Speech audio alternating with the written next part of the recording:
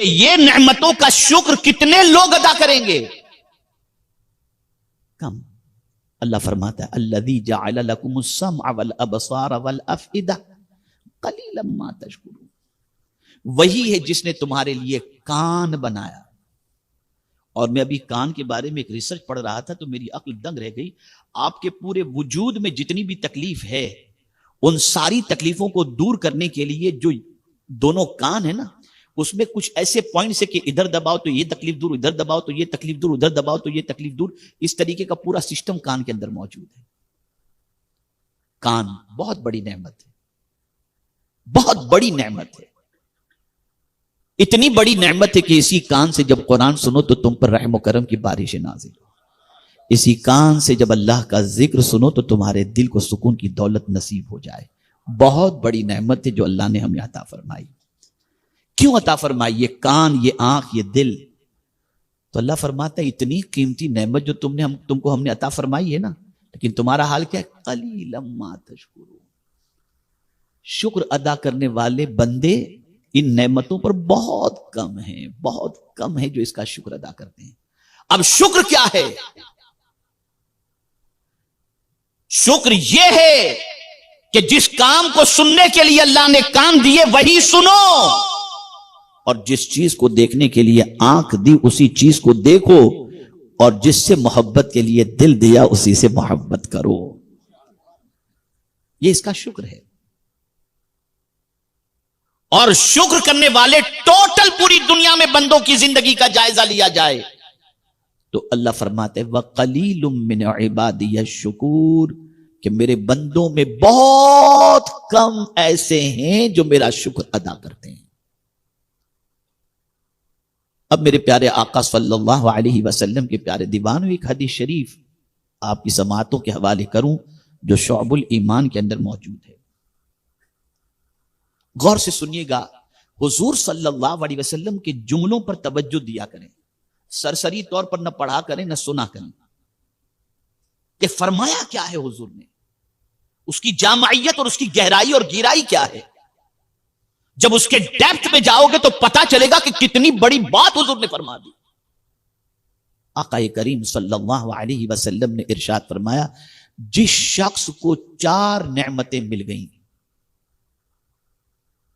اب ان 4 نعمتوں کے عوض میں اسے ملا کیا؟ سن لیجئے حضور فرماتے اسے دنیا اور آخرت کی بھلائی مل گئی.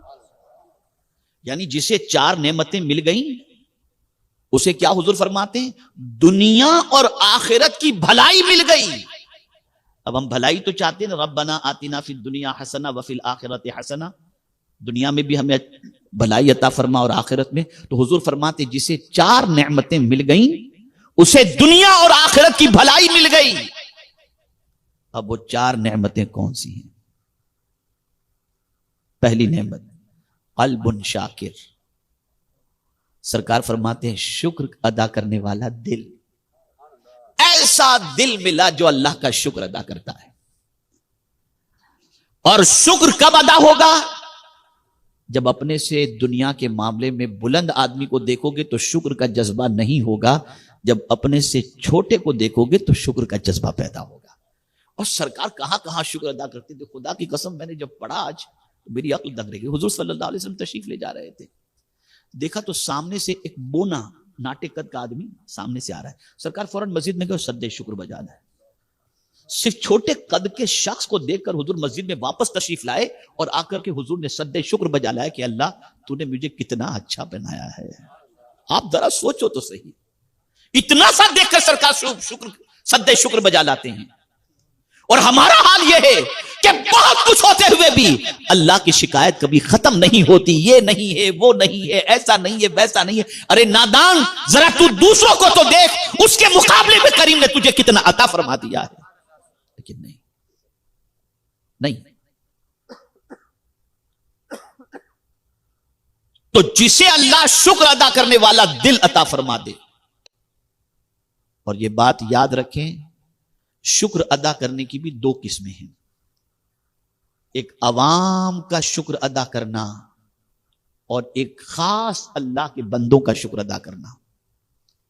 ایک شکر ادا کرنے کا طریقہ عوام کا ہے، اور ایک شکر ادا کرنے کا طریقہ خاص اللہ کے بندوں کا ہے.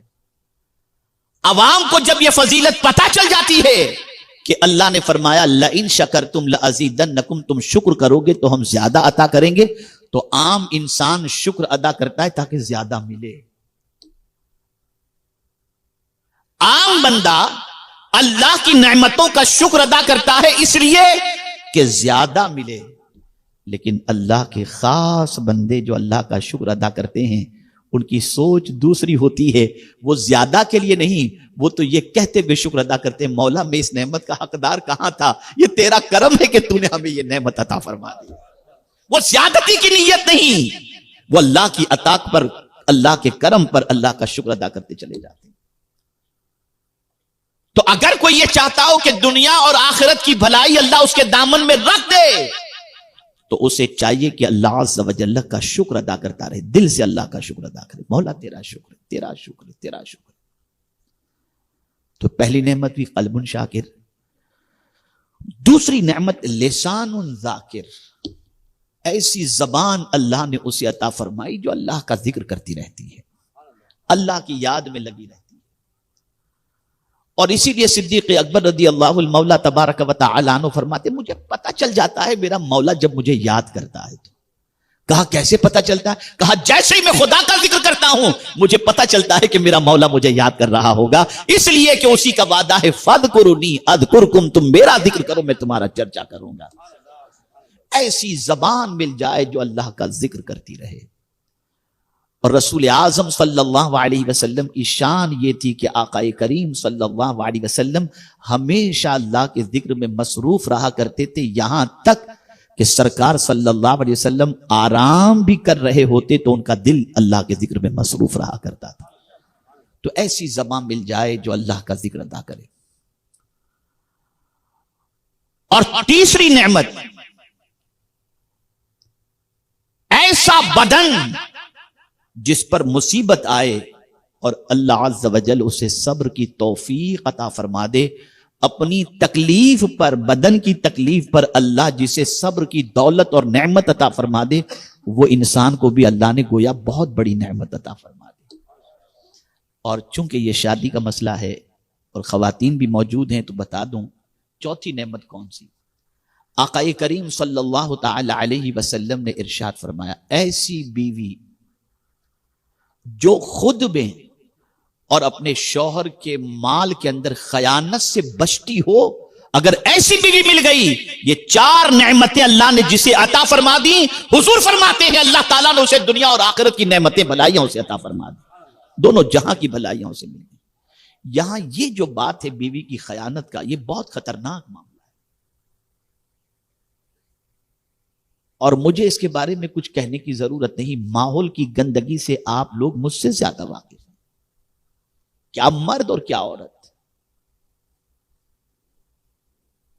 اگر کوئی بیوی خود کے تقدس کو پامال ہونے سے بچاتی ہے اور اپنے شوہر کے مال اور عزت کے اندر خیانت نہیں کرتی، یہ عورت اللہ عز و جل کی اس مرد کے لیے بہت بڑی نعمت ہے اور اس کے لیے دونوں جہاں میں بھلائیاں حاصل کرنے کا ایک بہت بڑا ذریعہ ہے. تو یہ چار چیزیں جسے مل گئیں، حضور صلی اللہ علیہ وسلم فرماتے ہیں اسے دنیا اور آخرت کی بھلائی نصیب ہو گئی. اب غور سے سنیے گا، ایک حدیث عرض کر کے میں پھر اس کے بعد نکاح کی تقریب کی طرف آج سے شکر ادا کرنے کا جذبہ پیدا کرنا ہے. کریں گے نا انشاءاللہ. انشاءاللہ آقا کریم صلی اللہ علیہ وسلم نے ارشاد فرمایا نعمت کے ملنے پر اگر کسی شخص نے ایک بار کہا الحمدللہ، غور سے سنیے گا، الحمدللہ، اللہ اسے ثواب عطا فرمائے گا. اور اسی نعمت کے ملنے پر پھر دو بار اس نے دوبارہ کہا الحمدللہ، اللہ تعالیٰ دوسری مرتبہ کہنے کا بھی ثواب عطا فرمائے گا. اور میرے آقا فرماتے ہیں اگر اسی نعمت پر اس نے تیسری بار الحمدللہ کہا اللہ اس کی مغفرت فرما دیتا ہے، اس کو معاف فرما دیتا ہے. ایک نعمت پر اگر 3 مرتبہ الحمدللہ کہا جائے تو اللہ ایسے شکر ادا کرنے والے بندے کے گناہوں کو معاف فرما دیا کرتا ہے. اے رسول اعظم صلی اللہ تعالی علیہ وسلم کے دیوانوں، تو اللہ کی نعمتوں کی قدر کرو، اللہ کی نعمتوں پر شکر بجا لاؤ۔ جتنی مصیبتیں آتی ہیں، جتنی نعمتیں چھینی جاتی ہیں، ان میں ان کا سب سے بڑا سبب اور سب سے بڑی وجہ جو ہوتی ہے وہ ناشکری ہوتی ہے، ناقدری ہوتی ہے، جیسا کہ خود قرآن مقدس میں اللہ عز و جل نے ارشاد فرمایا ما یفعل اللہ بعذابکم ان شکرتم وآمنتم وکان اللہ شاکرا علیما۔